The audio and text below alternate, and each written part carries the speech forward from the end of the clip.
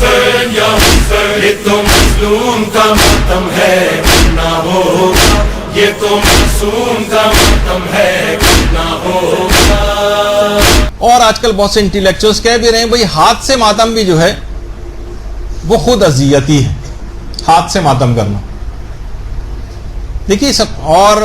قرآن نے منع کیا ہے کہ اب اذیت جو ہے اپنے آپ کو ہلاکت میں نہ ڈالو۔ خیر اس پہ ایک الگ ہے کہ اس کے معنی مراد کیا ہے کہ ہلاکت میں نہ ڈالو، اس پہ آج مجھے بات کرنی تھی لیکن موقع ٹائم نہیں بچا۔ علماء فرماتے ہیں دیکھیے ایذائے نفس میں اور ایذائے غیر میں فرق ہے۔ کسی اور شخص کو تو ہم معمولی سی اذیت بھی نہیں دے سکتے، مثلا ہم ماتم اس کے منہ پہ جا کے تو نہیں کر رہے ہیں جس کو اذیت ہو رہی، ہم اپنے آپ کو تو معمولی اپنی جسم کو اذیت پہنچانا معمولی یہ جائز۔ ہاں اگر ایسی اذیت ہو، کسی ایسی چیز کا استعمال ہو رہا ہو کہ جس سے مثلا جان جا رہی ہو، ہلاکت میں انسان پڑ رہا ہو، تو ایسا جائز نہیں رہے گا۔ لیکن معمولی اذیت پہنچائی، اور اس کی مثالیں ہیں کتنی ایسی چیزیں ہیں، اگر معمولی اذیت پہنچانا بھی جسم کو حرام ہوتا تو خواتین جتنا بھی تھریڈنگ اور ویکسنگ وغیرہ کرواتی ہیں اس کے اندر تھوڑی سی اذیت تو ہوتی، تو پھر یہ بھی حرام ہو جاتا۔ چٹپٹے جو انسان کھانے کھاتا ہے، حلیم کھا رہا ہے اور آنکھوں سے آنسو جاری ہیں اور سی سی کی آوازیں نکال رہا ہے، تو اس سے کہا جی یہ تو اذیت پہنچا رہے ہو اپنے آپ کو، یہ بھی حرام ہو جاتا۔ تو اتنا معمولی سی اذیت یہ پہنچانے کی اجازت، اور خود قرآن کے اندر اس کی مثال ہے کہ اتنی اذیت کی پیغمبر اتنی عبادت کرتے تھے کہ پاؤں پہ ورم آ جاتا تھا، یہاں تک کہ کہنا پڑا کہ قم اللیل الا قلیلا، ذرا کم قیام کیا کرو راتوں میں۔ اسی طریقے سے سورہ طٰہٰ کے اندر آیا کہ ما انزلنا علیک القرآن لتشقی، کہ اے رسول اس قرآن کو ہم نے اس لیے نازل نہیں کیا کہ آپ مشقت میں پڑ جائیں۔ اس کا مطلب ہے کہ پیغمبر قرآن کے سلسلے میں کچھ مشقت اٹھا رہے تھے، یعنی اتنی مشقت اٹھانا، اگر یہ ذرا سی بھی مشقت اور تکلیف اور اذیت پہنچانا اپنے جسم کو جائز نہ ہوتا تو پیغمبر اتنی دیر عبادت نہ کرتے کہ جس سے ورم پاؤں پر آ جاتا یا اپنے آپ کو مشقت میں ڈالتے۔ اور علماء نے اس کی مثال بھی رکھی ہے کہ جس وقت سیدانیاں خیموں سے باہر آئی تھیں جلتی، تو منہ پر تماچے مارتی ہوئی چہرے کے اوپر باہر نکلی تھی، علی الوجوہ لاتمات، اپنے چہرے کے اوپر تماچے مارتی ہوئی آئی تھیں۔ اور حضرت حبیب ابن مظاہر کی بات بھی اس میں پیش کی جاتی ہے، یہ ان افراد کے حوالے سے بتا رہا ہوں کہ آج کل جو طبقہ پیدا ہو گیا اور آج کل آپ کے اپنی صفوں سے ان چیزوں کے خلاف آوازیں بلند ہونے لگیں، ان کو جواب دینے کے اعتبار سے، کہ امام نے حضرت حبیب ابن مظاہر کو، جن کی قبر مبارک آپ کے سامنے ہے، اللہم صلی اللہ علیہ محمد،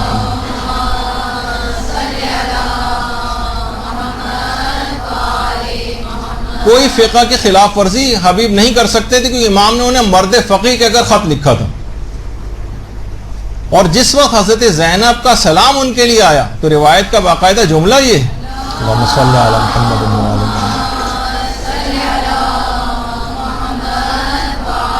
کہ حبیب نے اپنے منہ پر تماچے مارنے شروع کر دی۔ اگر اپنے جسم کو اذیت پہنچانا یا انداز سے ماتم کرنا جائز نہ ہوتا تو امام کے جن کے لیے سند تھی کہ یہ مرد فقیہ ہے، وہ کبھی فقہ کے خلاف کام نہ کرتا۔ اور دیکھیے یہ جو ماتم ہے نا، یہ سینے پر آپ کے ایسے تمغے سجا دے گا کہ جس کا آخرت ہی میں پتہ چلے گا حقیقت۔ جواد محدثی، جن کی بڑی مشہور کتاب فرہنگ عاشورہ ہے، جواد محدثی نے اپنے ایک آرٹیکل لکھا ہے عاشورے پہ، اس میں ڈاکٹر سید، یہ جواد محدثی انہوں نے باقاعدہ ایک آرٹیکل لکھا ہے جس میں ڈاکٹر سید اسماعیل مجاب کا ایک واقعہ لکھا ہے۔ کہتے ہیں کہ ڈاکٹر سید اسماعیل مجاب ایرانی تھے اور باقاعدہ زیارات یہ عزاداری کے سلسلے میں کہ دنیا میں کیسے کیسے کہاں کہاں ہوتی ہیں، ایران تک کا دورہ کیا تھا۔ کہتے ہیں کہ ہندو افراد آج بھی باقاعدہ، یہ ہندوؤں کا دستہ بھی اس کے اندر ہوتا ہے جو انڈیا کے اندر ہوتی ہیں عزاداری وغیرہ، کہ ہندو تاجر اپنے مال میں برکت کے لیے بھی عزاداری اور مجلس اعضاء میں شریک بھی ہوتے ہیں اور اس میں ڈونیشنز بھی دیتے ہیں۔ ان کی طرف سے شربت اور فالودے کی مثلا سبیلیں بھی لگائی جاتی ہیں، اور جلوسوں میں آ کرنا سوگوار وہ کھڑے بھی ہو جاتے ہیں، ماتم بھی کرتے ہیں۔ اسی طرح کا ایک ماتمی عزادار ہندو تھا، جب وہ مرا، باقاعدہ جواد محدثی نے ڈاکٹر سید اسماعیل مجاب کے حوالے سے لکھا ہے کہ جب وہ مرا ہے عزادار ماتمی ہندو، تو جب اس کو شمشان گھاٹ میں جہاں پر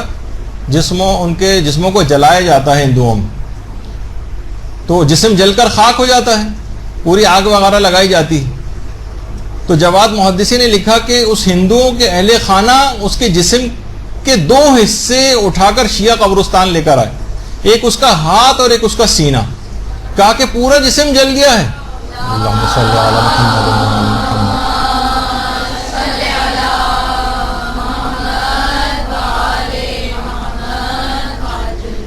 پورا جسم جل گیا ہے. یہ ہاتھ اور یہ سینہ جس سے ماتم کیا کرتا تھا یہ نہیں جلے، اور اس جسم کے ان حصوں کا تعلق مولا حسین سے ہے، ان کو اپنے قبرستان میں دفن کرو. باقاعدہ اٹھا کر لائے ڈاکٹر سید اسماعیل مجاب نے. تو علماء نے اس واقعے کو بھی لکھا ہے، جواد محدثی نے بھی لکھا ہے، اور علماء فرماتے ہیں کہ سوچی کہ ہندو غیر مسلم اس کا جسم ماتم کرنے کی وجہ سے محفوظ ہو گیا اور آگ نے اثر نہیں کیا، تو کیسے ممکن ہے کہ مولا حسین کے ماننے والے، ان کے احکامات پر چلنے والے، ان کی اطاعت کرنے والے دوزخ کی آگ ان پر کبھی اثر کر سکے. درود بھیجیے محمد علیہ.